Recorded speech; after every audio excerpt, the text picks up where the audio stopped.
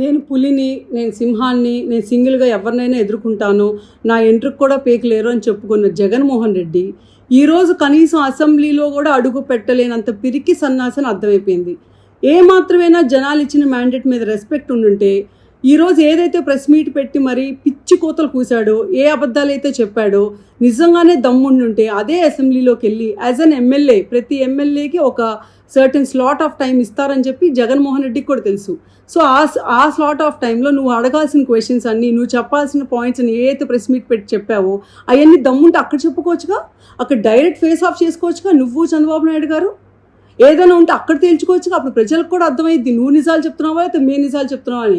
ఈరోజు మేము చెప్పే ప్రతి నిజం ఊరినే నోటి మాటలు, సరదాగా గాల్లో కబుర్లు నువ్వు చెప్తావు చూడు, సొల్లు కబుర్లు అలా చెప్పకుండా ప్రతిదానికి ఒక క్రెడిబిలిటీ ఉండాలి, ఒక ట్రాన్స్పరెన్సీ ఉండాలి అని చెప్పి ఒక వైట్ పేపర్లో రిలీజ్ చేస్తున్నావు. డిపార్ట్మెంట్ వైజ్గా నువ్వెంత దోపిడీ చేశావు, గవర్నమెంట్ రాష్ట్రంలో ఎన్ని గవర్నమెంట్ ఆస్తులు తాకట్టు పెట్టి ఎంత అప్పులు తీసుకొచ్చావు, ఎంతమంది పెన్షన్దారులు పెన్షన్లు ఎగ్గొట్టావు బాండ్ల రూపంలో, ఇవన్నీ నువ్వు ఎన్ని రకాలుగా రాష్ట్రానికి, రాష్ట్ర ప్రజలకి ఎంత అన్యాయం చేసావు అని చెప్పి క్లియర్ కట్గా ఒక వైట్ పేపర్ రిలీజ్ చేస్తున్నావు. నువ్వు చెప్పే మాటల్లో దమ్ము ఉండుంటే నీ గవర్నమెంట్లో ఉన్నప్పుడు నువ్వు కూడా అలాగే వైట్ పేపర్స్ రిలీజ్ చేసేవాడు, కానీ చేయలేదు. ఎలా చేస్తావు? నేను ఎన్ని కోట్లు దోచుకున్న రాష్ట్రం నుంచి అని చేయలేవు కదా. అప్పుడు చేయాల్సిన పనులన్నీ చేయకుండా జనాల్ని నేను చీకొట్టి నువ్వు మాకు అక్కర్లేదురా బాబు అని చెప్పి నేను పక్కకు నెడితే, అయ్యా బాబు నాకు మళ్ళీ అంటే ఎల్ఓపి కావాలి, లీడర్ ఆఫ్ అపోజిషన్ ఇవ్వండి అని టీడీపీని అడగటం, ఢిల్లీలో వెళ్ళి ధర్నా చేయటం, లేకపోతే హైకోర్టులకు వెళ్ళటం.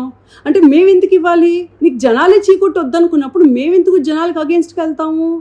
అండ్ ఢిల్లీకి వెళ్ళి ఏం మాట్లాడుతున్నావు సొల్లు కబుర్లు? 4 రోజుల్లో 36 మందిని చంపారని చెప్పావు. అక్కడ ఉన్న రిపోర్టరు కనీసం 6 పేర్లు చెప్పండి అంటే అక్కడ ఏమి చెప్పలేక పారిపోయావు, నీ దగ్గర తెలియక నీకేమి అంటే అసలు జరగలేదు కాబట్టి నీకు తెలియదు.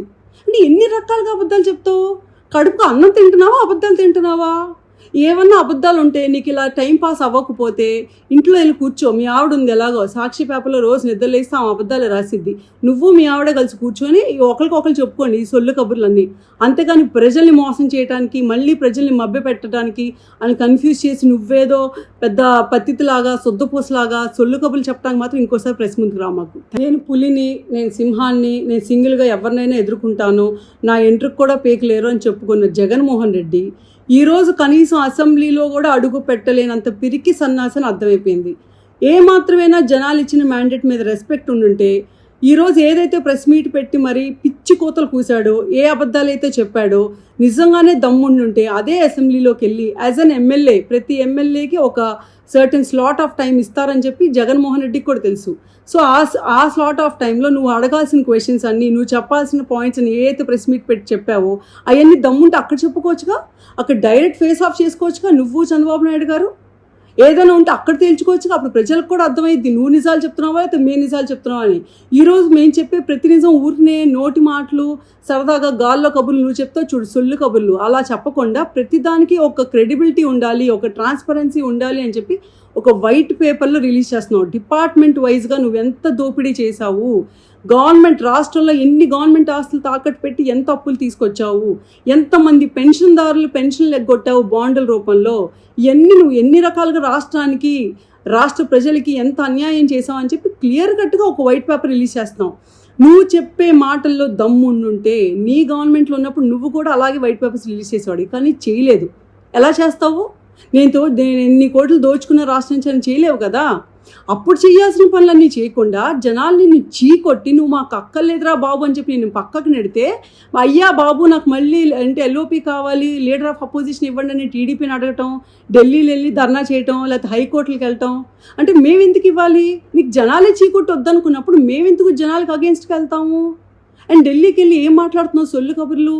4 రోజుల్లో 36 మందిని చంపారని చెప్పావు.